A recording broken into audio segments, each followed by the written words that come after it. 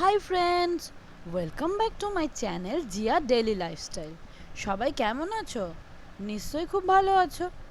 আজ আমি নিয়ে চলে এসেছি একটা মিষ্টির রেসিপি, যেটা খাওয়ার পর কেউ আর খারাপ থাকতেই পারবে না। মুখে দিলেই মিলিয়ে যাবে জিভে জল আনা এই শাহি টুকরা। তাহলে চলো রেসিপিটা দেখে নাও। চটজলদি এই রেসিপিটা বানাতে উপকরণও কিন্তু লাগবে খুবই কম। শুধু লাগবে পাউরুটি, দুধ, চিনি আর মাখন বা ঘি। প্রথমে পাউরুটির শক্ত ধারগুলো বাদ দিয়ে পছন্দ মতো শেপ করে কেটে নিতে হবে। দেখো, আমি প্রথমে পাউরুটির শক্ত ধারগুলো ছুরি দিয়ে কেটে বাদ দিয়ে দিলাম। তারপর সেগুলোকে তিন কোনা শেপ করে কেটে নেব। তোমরা তোমাদের পছন্দ মতো যে কোনো শেপই দিতে পারো। আমি তিন কোনা শেপ করে কেটেছি কারণ আমার তিন কোনা শেপটা ভালো লাগে। তোমরা চাইলে কিন্তু চৌকো করেও কেটে নিতে পারো। এরপর এই টুকরোগুলোকে বাটার বা ঘিয়ে ভেজে নিতে হবে। আমি ঘি নিয়েছি, তোমরা কিন্তু চাইলে বাটারও নিতে পারো। আর হ্যাঁ, এইটাতে কিন্তু একটু ঘি বা বাটার বেশিই লাগে। যতক্ষণ আমি এই পাউরুটির টুকরোগুলোকে কাটছিলাম ততক্ষণ কিন্তু আমি গ্যাসে একদিকে ফ্রাই প্যান বসিয়ে দিয়েছিলাম, আর একদিকে কিন্তু আমি দুধটা জাল দিয়ে নিচ্ছিলাম। এবার আমার ফ্রাই প্যান গরম হয়ে গেছে, আমি এতে দিয়ে দেবো ঘি। ঘিয়ের পরিমাণ তো আগেই বলেছি তোমাদের একটু বেশিই লাগবে। এরপর আমার ঘিটা যেই গরম হয়ে যাবে, আমি পাউরুটির টুকরোগুলোকে এপিট ওপিট করে লালচে করে ভালো করে ভেজে নেব। এই পুরো রেসিপিটা বানানোর সময় কিন্তু গ্যাসের ফ্লেম তোমাদের কমই রাখতে হবে, কারণ গ্যাসের ফ্লেম যত কম রাখবে পাউরুটিগুলো তত ক্রাঞ্চি হবে, তত খেতে ভালো লাগবে। এরপর দেখো, আমি ভালো করে উল্টে পাল্টে রুটিগুলোকে ভেজে নিচ্ছি।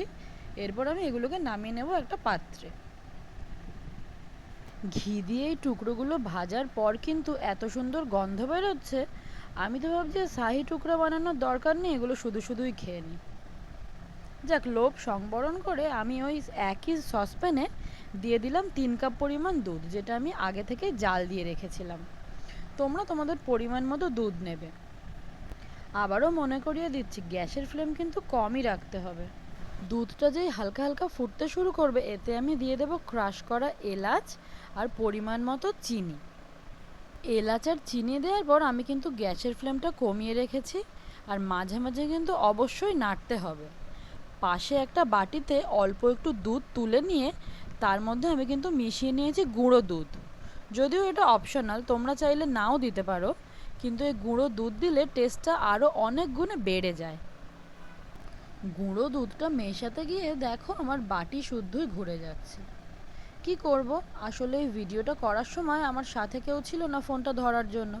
সেই জন্য আমাকে এক হাতে ফোনটা ধরে থাকতে হচ্ছিল, আর এক হাতে অন্য সব কাজগুলো করতে হচ্ছিল। তোমাদের জন্য এইটুকু কষ্ট আমি করতেই পারি। এরপর এই গুঁড়ো দুধের মিশ্রণটা এর মধ্যে ঢেলে আমি আস্তে আস্তে করে নাড়তে থাকবো, যাতে তলায় না ধরে যায়। দেখো, নাড়তে নাড়তে দুধটা কিন্তু অনেকটাই ঘন হয়ে এসেছে। আমি কিন্তু এখানে একটা ছোট্ট দুষ্টুমি করেছি, সেটা তোমরা এতক্ষণে দুধের রং দেখে নিশ্চয়ই বুঝেই গেছো। আমি গুঁড়ো দুধ মেশানোর আগেই সামান্য একটু ফুড কালার মিশিয়েছিলাম। জানি ভালো নয়, কিন্তু সে তো তোমাদের জন্যই বাপু, না হলে তোমরা বলবে যে রং ভালো হয়নি, দেখতে ভালো হয়নি। তোমাদের বাড়িতে যদি কেশর থাকে তোমরা কিন্তু সেটাও ব্যবহার করতে পারো। যাক, দুধটাকে এবার আরেকটু নাড়িয়ে চাড়িয়ে ঘন করে আমি নামিয়ে নেব। দেখো কি সুন্দর রংটা এসেছে, আর দুধও কিন্তু অনেকটাই ঘন হয়ে এসেছে। তোমরা নিশ্চয়ই দেখে বুঝতেই পারছো। এরপর আমি গ্যাসের ফ্লেমটা অফ করে দেব, দিয়ে সামান্য একটু 5 মিনিট ঠান্ডা করার পরে তাতে আমি মিশিয়ে দেব একটু গোলাপ জল। গুঁড়ো দুধ, ফুড কালার, গোলাপ জল তিনটাই কিন্তু অপশনাল। তবে আমি তোমাদের বলবো যে বাকি দুটো যদি নাও দাও, গুঁড়ো দুধটা কিন্তু অবশ্যই দিও। এরপর দেখো, আমি যেই দুধটা একটু ঠান্ডা হয়ে এসছে, এই টুকরোগুলোর উপর আমি দুধটা ঢেলে নিলাম।